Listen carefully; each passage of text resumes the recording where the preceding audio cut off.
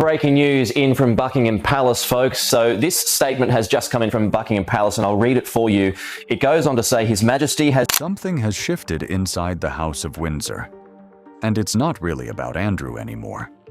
For months, this story has been framed as one man's downfall, stripped titles, a lost home, and a brother pushed to the margins.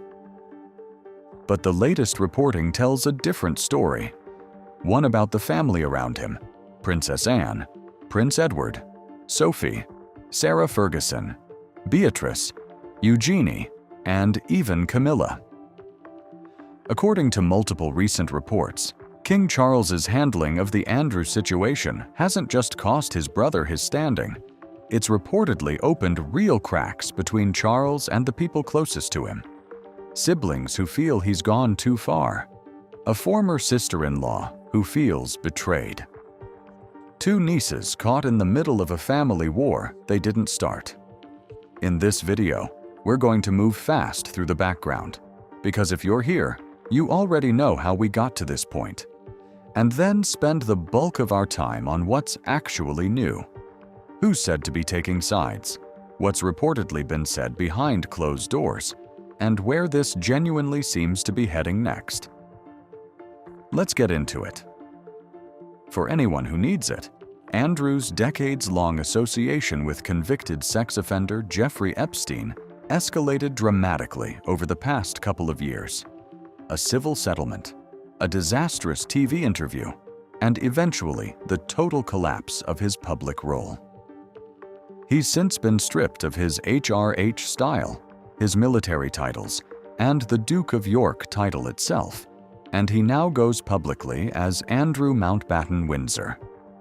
He was pushed out of Royal Lodge, the Windsor residence he'd held for 2 decades, relocated first to Sandringham's Wood Farm, and was arrested and questioned earlier this year on suspicion of misconduct in public office tied to his old role as a UK trade envoy. That's the headline version. What we're covering today isn't really that story anymore. It's the fallout among the people around him. And that fallout has been building for a while now, in layers. Quick cast of characters, so nobody's lost going forward. Princess Anne, the king's sister, historically the most publicly reserved about family matters. Prince Edward and Sophie, the king's youngest brother and his wife, reportedly the closest to Andrew emotionally. Sarah Ferguson, Fergie, Andrew's ex-wife, still closely tied to him despite their 1996 divorce. Princess Beatrice and Princess Eugenie, Andrew and Sarah's daughters, caught in the middle. Prince William, increasingly reported to be the one pushing for distance and image control. Queen Camilla, reportedly uncomfortable with how the whole situation has played out. Keep those names in your head, because almost everything from here is about how these people are reportedly reacting to each other, not just to Andrew. Here's where the real story starts. According to a source cited by Woman's Day and picked up widely from there, Charles's own siblings, Anne, Edward, and Sophie, have reportedly been left disappointed with how he's handled the entire Andrew situation. Not disappointed that Andrew is finally facing consequences. Disappointed in Charles. The reported reasoning is important because it's not what you'd assume. This isn't siblings defending Andrew's behavior or minimizing what he's accused of. According to royal commentator Richard Kay, Anne and Edward's concern has reportedly centered on their brother's well-being, how he's coping, mentally, under the weight of everything collapsing around him. Not a defense of what he did. One especially pointed detail from the reporting. Charles reportedly axed the contracts of 10 members of Royal Lodge security staff in an escalation of his dispute with Andrew over the property. A cost-cutting move his siblings apparently felt was needlessly harsh, according to the same reporting. Now here's the piece that actually moves this story forward, and it's more concrete than most of what we've covered on this topic before. Prince Edward and Sophie reportedly traveled to Sandringham over Easter, specifically to check on Andrew in person, described by sources as a brotherly welfare check. This was reportedly the first time any working member of the royal family had visited Andrew since he retreated into what's been described as exile in Norfolk. During that visit, Edward and Sophie reportedly had dinner with Andrew, using the time to talk through the situation at length. A source close to the family reportedly said Edward has been quietly acting as something like a family mediator throughout this, publicly reserved, privately still engaged. There's a detail here worth sitting with. Back in February, before Andrew's arrest, Edward made a rare public comment on the broader Epstein situation, saying it's important to always remember the victims. That's a notably careful, victim-centered public line from Edward, which makes the private welfare check framing more interesting, not less. It suggests Edward's position isn't, Andrew is innocent. It's closer to, Andrew is still my brother, and I'm going to make sure he's not falling apart alone, while still holding a separate, more public line about the harm caused. People close to Edward have also reportedly described him as deeply unsettled by the whole situation, which tracks since he's said to share one of the closest relationships with Andrew among the late Queen's children. As for Anne, her position is the most interesting of all, because it's reportedly evolved. Earlier in this saga, Anne was reportedly still taking a sympathetic, tolerant line with Andrew. She apparently made a point of calling Royal Lodge on Christmas Day, when the rest of the family was together at Sandringham, and Andrew wasn't included. At one point, she reportedly even offered him a temporary place to stay at her own home, Gatcombe Park, as what Kay described as a bolt hole if the pressure to leave Royal Lodge intensified. But that sympathy reportedly hardened significantly. Once more details about the Epstein connection became public, particularly following the release of further Epstein-related files. Anne is reportedly angry about the shadow his ties to Epstein have cast over the family, and reportedly questioned him about it directly. That's a meaningfully different Anne than the one quietly calling Royal Lodge on Christmas Day. So the picture that emerges isn't simple: family loyalty versus Charles's harsh discipline. It's more layered than that. A family genuinely split between concern for Andrew as a brother, real anger at what he's done, and disagreement over how the king has managed the fallout as an institutional matter. Those aren't the same argument, and reportedly, they're not fully resolved even within individual family members. If the siblings' reaction is complicated, Sarah Ferguson's reported reaction is much more direct. She's said to be furious. According to a source cited by Woman's Day, Fergie is reportedly disgusted at how Charles has treated her, and, more specifically, their daughters Beatrice and Eugenie, in the wake of the Epstein files release and Andrew's arrest. This comes on the heels of two very specific snubs worth naming directly. Beatrice and Eugenie were reportedly excluded from celebrations marking the late Queen Elizabeth's 100th birthday, and there's been reported talk about whether they'll even be allowed to attend Royal Ascot. His characterization of Fergie's mindset is blunt. She's reportedly realized she was never going to be fully accepted by the family, and, according to the same report, has essentially decided she might as well embrace being an ongoing thorn in Charles and William's side rather than continuing to quietly play along. That's worth pausing on, because it's a real shift in tone from Fergie's public posture over the years. She spent decades carefully rebuilding a version of respectability within royal circles. Friendly appearances, charity work, staying visibly loyal even after the divorce. If sources are accurately capturing her mood here, that strategy of quiet accommodation may be wearing thin. There's more. According to reporting from The Express, picked up by outlets including a Talk TV commentary, Fergie has reportedly been described as having an appetite for revenge and has been floated, though this is very much in speculation territory, as potentially considering a tell-all interview with figures as high as $1 million mentioned in some reports. The reasoning attributed to her: she feels she's been thrown under the bus for Andrew's poor judgment in his relationship with Epstein and wants to set the record straight on her own terms. I want to flag clearly, a specific dollar figure attached to a hypothetical interview is exactly the kind of detail that should be treated with real skepticism. It's the sort of number that circulates in this space, regardless of whether any deal is actually close to happening. Treat it as a temperature check on how angry she reportedly is, not as a confirmed upcoming event.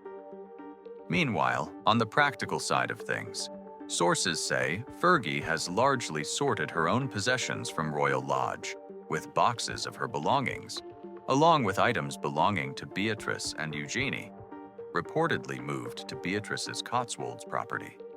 Whether that's simple storage or something more permanent, like Fergie eventually living in a converted structure on Beatrice's property, remains unclear from the reporting.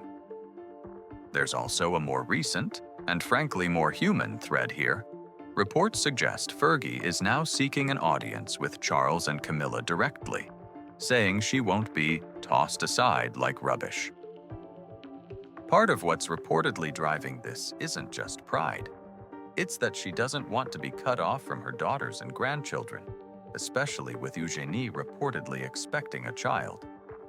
If that timeline holds, it adds real urgency to whatever reconciliation or continued rift plays out between Fergie and the wider family in the coming months. And here's a genuinely new wrinkle worth flagging on its own. Fergie has reportedly been blaming William specifically, not Charles, for turning the king against Beatrice and Eugenie, accusing him of being the driving force behind what she reportedly views as a deliberate effort to sideline her daughters, including reported pressure for them to start exploring other London housing options outside what had been informal, rent-free royal arrangements. That's a notable shift in who's being cast as the villain of this story, from Charles to William specifically, and it lines up with a broader pattern we'll get into shortly. Whatever you think about Andrew, Fergie, Charles, or anyone else in this story, Beatrice and Eugenie are the two people in it who are reportedly suffering consequences for choices that weren't theirs. And the reporting increasingly reflects that. Royal commentator Chris Shipp has reportedly relayed that the official guidance from Buckingham Palace has been that Beatrice and Eugenie's position within the family is unaffected by their father's scandal. But, and this is the more human layer of the story, that official position doesn't erase what they're reportedly going through personally. It's described as emotionally draining to watch a parent publicly humiliated on a global scale, even if your own royal standing is nominally untouched. There's a specific detail worth including here because it says a lot. Eugenie is patron of the Anti-Slavery Collective, and a friend reportedly described her as humiliated by her parents' connection to Epstein, specifically because of how it sits against that charity work. That's not a small irony. It's the kind of thing that would weigh on anyone in that position. The two sisters have reportedly responded, at least publicly, by leaning further into the family rather than away from it. For example, spending Christmas with Charles and the wider family at Sandringham, rather than with their father and mother. A source described that choice as unsurprising, framing Beatrice and Eugenie as people who, in their words, live and die by the monarchy, and noting that Andrew and Fergie would have fully supported that decision themselves. But even with that loyalty, the exclusions keep coming.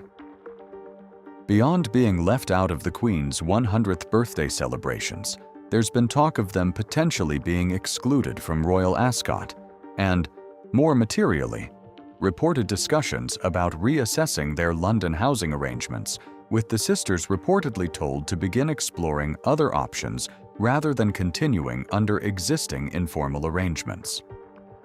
royal author and biographer Ingrid Seward has offered a somewhat more sympathetic read on Charles's role here, suggesting he feels a real sense of responsibility for how hard this has been on Beatrice and Eugenie specifically, describing the situation as, in her words, hideous for them, given they're both raising young children through all of this. So you've effectively got two competing narratives about Charles's posture toward his nieces running in parallel. One where he's the architect of their marginalization, allegedly at William's urging, and one where he's genuinely sympathetic to their situation, but constrained by the optics of protecting the monarchy's image. Both of these can't be fully true at the same time, and it's worth sitting with that contradiction rather than picking whichever version feels more satisfying. The most likely explanation, if I had to guess, is that it's genuinely mixed. Real sympathy from Charles personally, combined with real institutional pressure from advisors, William reportedly among them, to keep distance from anything Epstein adjacent, no matter how unfair that distance feels to two women who didn't choose any of this. This is, in my opinion, the most underreported thread in the entire story, and it's worth spending real time on. Multiple threads across this reporting point in the same direction. William is increasingly described not just as a bystander to the Andrew fallout, but as an active force shaping how hard the family comes down on Andrew, Fergie, Beatrice, and Eugenie, all in the name of protecting the monarchy's broader image. We touched on this a moment ago, but it's worth restating directly. Fergie has reportedly accused William specifically of poisoning Charles against Beatrice and Eugenie, telling associates she believes there's been a deliberate campaign to turn the tide against her daughters, and that William has been the driving force behind it. That's a serious allegation if accurate.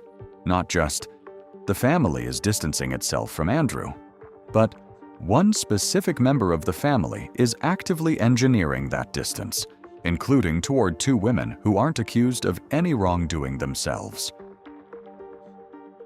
There's a separate thread describing William quietly stepping into power in a broader strategic sense.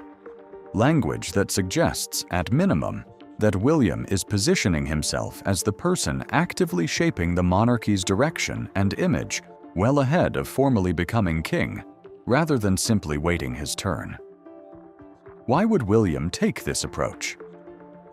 The most charitable read is straightforward institutional protection. The monarchy's long-term credibility depends on cutting ties, cleanly and visibly, with anyone connected to the Epstein scandal. And that includes collateral relationships, even ones as sympathetic as two nieces who've done nothing wrong. From that view, William isn't being cruel. He's being strategic in a way that a future monarch arguably has to be. The less charitable read, which is the one Fergie is reportedly pushing, is that this crosses from protecting the institution into actively punishing people for things outside their control, and that William is willing to let Beatrice and Eugenie absorb reputational and even financial damage through housing arrangements as collateral in a broader campaign to distance the monarchy from Andrew. I'd encourage you to sit with both of these rather than picking one, because the honest answer is we don't have anything close to full visibility into William's actual motivations here. Everything is coming through people around Fergie, not through William's camp directly. What we can say with more confidence is that the perception, at least among people close to Fergie's side of this story, is that William is the one driving the harder edges of this, not Charles. A smaller thread, but a telling one. Reporting suggests Charles's handling of the Andrew situation has upset Camilla, not in the sense of a public rift, but described more as ongoing personal discomfort with how bruising and public this whole saga has become for the wider family. This tracks with what we know of Camilla's general public posture. She's typically been careful to stay out of the more combative family storylines, whether that's Harry and Meghan, or now Andrew. If even she's reportedly uncomfortable with how this has played out, that's a reasonable signal that the tension here has moved beyond typical royal family friction into something the people closest to Charles are finding genuinely difficult to watch. It's also worth noting the layered position Camilla is reportedly in here. She's watching her husband manage a rift with his own siblings, a fractured relationship with a former sister-in-law, and 2 young nieces caught in the crossfire, all while presumably being expected to project a united, composed public face regardless of what's happening privately. That's a real weight to carry, even from the sidelines. Here's a detail that suggests this isn't just background grumbling anymore. It's reportedly become a direct, high-level conversation. According to reporting, Anne has reportedly held what's been described as crunch talks with both Charles and William specifically over the treatment of Andrew. That framing, crunch talks, not just concerns raised, suggests this has moved from private disappointment into something closer to a direct confrontation, or at least a serious, deliberate conversation about where the line should be. If that reporting is accurate, it puts Anne in a genuinely interesting position. The family member historically seen as the most duty-first, most institutionally loyal, more willing than almost anyone to prioritize the monarchy over personal sentiment, reportedly now pushing back, at least on the question of how far is too far when it comes to how a brother is treated, even a disgraced one. That's a notable contrast to William's reported posture in the same conversations, if the reporting holds up. Anne apparently advocating for some baseline of family duty of care, while William is more associated, in this reporting, with maintaining hard distance for the sake of institutional protection. 2 different people, both deeply committed to the monarchy's long-term survival, reportedly landing in very different places on where the humane line sits. There's a development in this story that changes the timeline pressure on everything we've just covered, and it's one of the only genuinely happy pieces of news in this entire saga. Princess Eugenie and her husband, Jack Brooksbank, are expecting their 3rd child together, due this summer, joining sons August and Ernest. Buckingham Palace confirmed the pregnancy with an official statement, noting that King Charles has been informed and is, in the palace's own words, delighted with the news. On its face, that's a simple, warm family moment. A great uncle excited about a new addition. But royal commentators have been quick to point out what one outlet called the missing detail in how this was announced. Nowhere in the official statement was Andrew mentioned as a grandfather, a notable omission given how these announcements traditionally acknowledge grandparents by name and title. Whether that's a deliberate choice by the palace's messaging team or simply a reflection of Andrew's diminished status, it's the kind of small detail royal watchers are trained to notice. And it fits the broader pattern we've spent this whole video on, the family finding ways to quietly write Andrew out of the picture, even in otherwise joyful news. Here's where it gets genuinely more complicated, though. Reporting suggests the child's eventual christening could become its own flashpoint. Sources have floated the possibility that William may refuse to be in the same room as Andrew for the ceremony, given the ongoing scandal and legal scrutiny, which would put Eugenie in the position of essentially having to choose or navigate around which family members can be present for one of the most significant days of her child's early life. Think about what that actually means in practice. A christening is traditionally a full family event. Grandparents, godparents, aunts, uncles, cousins, all photographed together. If reporting about William's reluctance holds up, the palace may be facing a genuinely awkward logistical problem. How do you christen a child born into this family without either excluding one grandfather entirely or risking exactly the kind of public tension none of them want photographed? And this is where the pregnancy intersects directly with everything we covered about Fergie a few segments ago. Remember, part of what's reportedly driving her push for reconciliation with Charles and Camilla is specifically not wanting to be cut off from her daughters and future grandchildren. A baby due this summer isn't an abstract future event anymore. It's a hard deadline. Whatever tension exists between Fergie, Charles, and William now has a real calendar attached to it. And calendars have a way of forcing decisions that vague ongoing rifts don't. Let's pull back for a second and ask a question. Most coverage of this story skips entirely. Who is actually feeding all of this to the press, and what do they get out of it? Because when you look at the pattern across everything we've covered, Anne's reported change of heart, Edward and Sophie's Easter visit, Fergie's reported fury, the reported tension over William's role, almost none of it comes with a name attached. It's always a source, an insider, a friend of the family.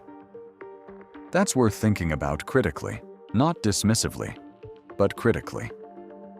Different camps in a story like this have different incentives to leak. And once you start thinking about it that way, some of the reporting starts to make more sense. A source sympathetic to Fergie and her daughters has an obvious incentive to paint William as the villain driving their marginalization. It shifts blame away from Andrew's own conduct and onto a family power struggle instead, which is a much more sympathetic frame for Beatrice and Eugenie specifically. A source closer to the institutional image management side of the palace has the opposite incentive, framing distance from Andrew as necessary, painful, but responsible stewardship of the monarchy's reputation. Neither of those incentives means the reporting is false. People leak true things for self-interested reasons all the time. But it does mean that when you see a detail like William is poisoning Charles against Beatrice and Eugenie, it's worth asking not just, is this true, but who benefits from this specific framing being public? Because the answer to that second question often explains why a particular detail surfaced when it did. There's also a simpler, more mundane explanation worth not overlooking. Royal households are large. Security staff, household staff, aides, drivers, caterers. Dozens of people move through these environments, and not everyone is equally disciplined about confidentiality, especially during a period of high internal tension. Some of this may not be strategic leaking at all. It may just be an unusually stressed, unusually large household where information travels more than usual without any single person orchestrating a narrative. Either way, the honest takeaway is this: the existence of a leak tells you a real tension exists. It doesn't tell you which version of why is correct. Multiple competing narratives, Fergie's camp versus the institutional camp versus Anne's apparently more moderate position, can all be circulating simultaneously precisely because different people inside this story have different reasons to shape how it's told. So where does all of this actually surface? Out in the open, where we can watch it rather than just read about it secondhand. The christening itself, once it happens, is probably the single most concrete thing to watch. Guest lists for royal christenings aren't usually published in advance, but they're reconstructed afterward through photographs and reporting on who attended. If Andrew is visibly absent, or if William is visibly absent, that's about as close to public confirmation of this rift as we're likely to get without an official statement. Royal Ascot is another one worth watching specifically, since we already touched on reporting that Beatrice and Eugenie may not be included this year. Ascot appearances are heavily photographed and closely tracked by royal watchers, specifically for who's included and who isn't. It's one of the few remaining events where the who's in, who's out question gets answered visually, in real time, rather than through anonymous sourcing. Any future joint statement about Andrew's living situation is worth watching too. If Anne's reported crunch talks with Charles and William produced any actual compromise, the most likely place it would surface is a quiet, practical detail. A change in his allowance, a change in security arrangements, a change in how much contact he's permitted with the wider family, reported later as confirmation of a decision that was actually made behind closed doors weeks earlier. And finally, watch how Fergie is photographed and where in the coming months. If she's photographed with Charles or Camilla in any setting, however brief, that's a meaningful signal that her reported push for reconciliation, tied to wanting access to her grandchildren, including the one due this summer, is actually landing.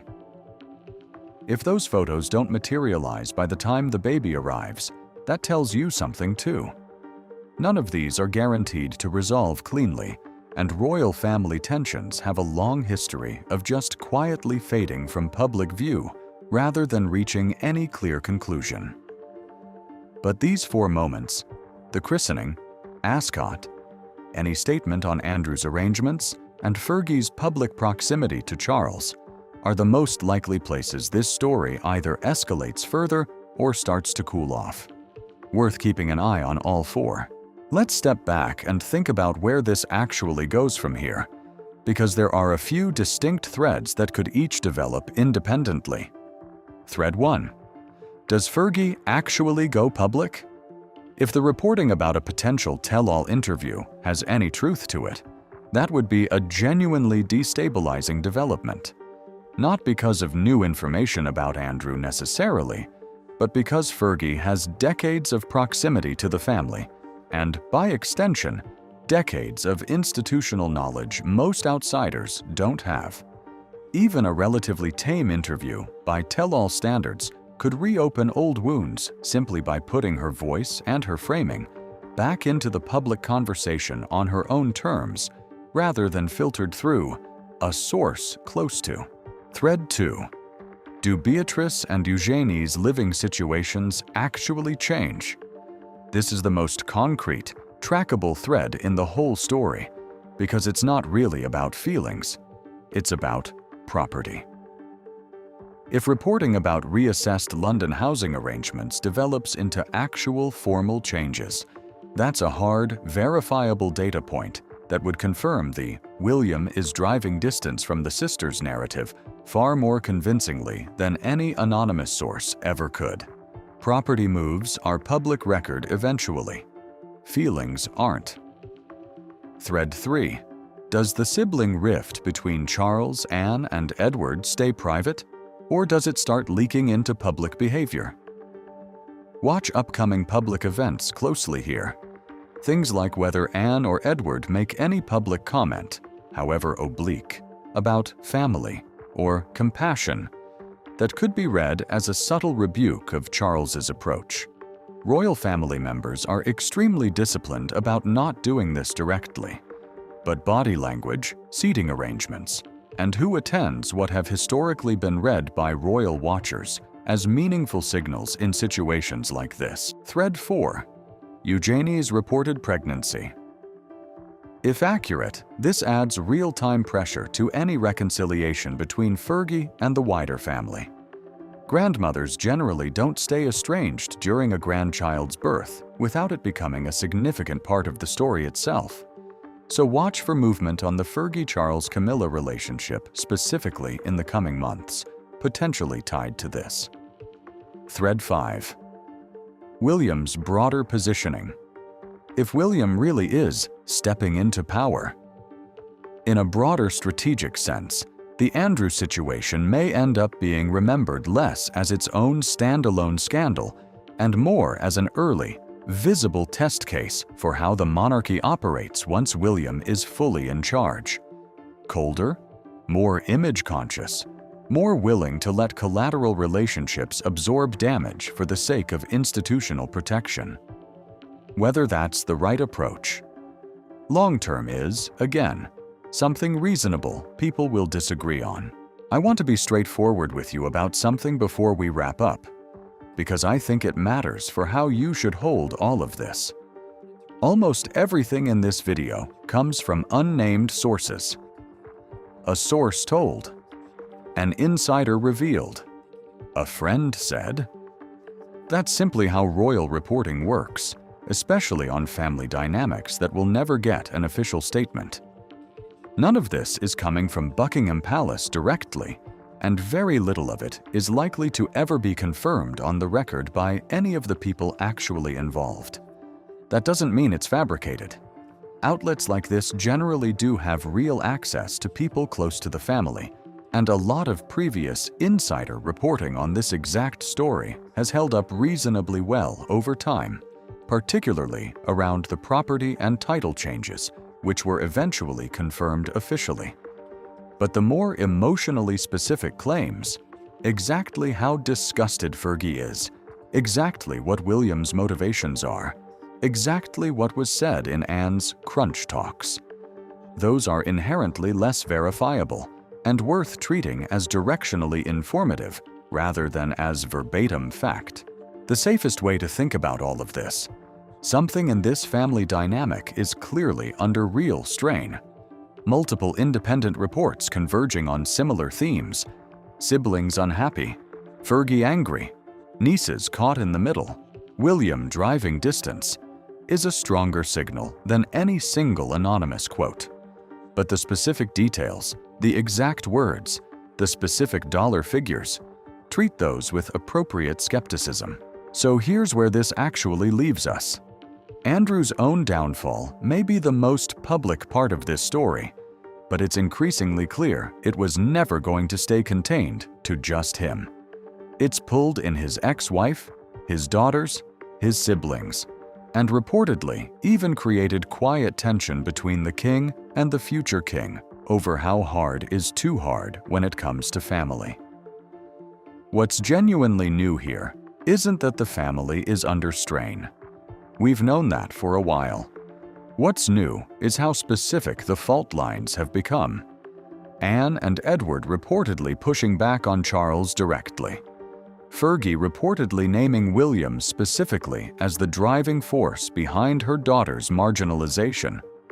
Camilla reportedly uncomfortable watching all of it unfold. This isn't one scandal anymore. It's several overlapping family conflicts, all triggered by the same original event. Where do you land on this? Do you think Charles is right to prioritize the institution's image over family loyalty, even at Beatrice and Eugenie's expense?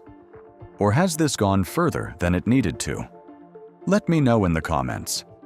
And if you want to be the first to know when the next piece of this breaks, whether that's Fergie's next move, Eugenie's pregnancy news, or anything on the property front with Beatrice and Eugenie, make sure you're subscribed, because you know this story isn't finished.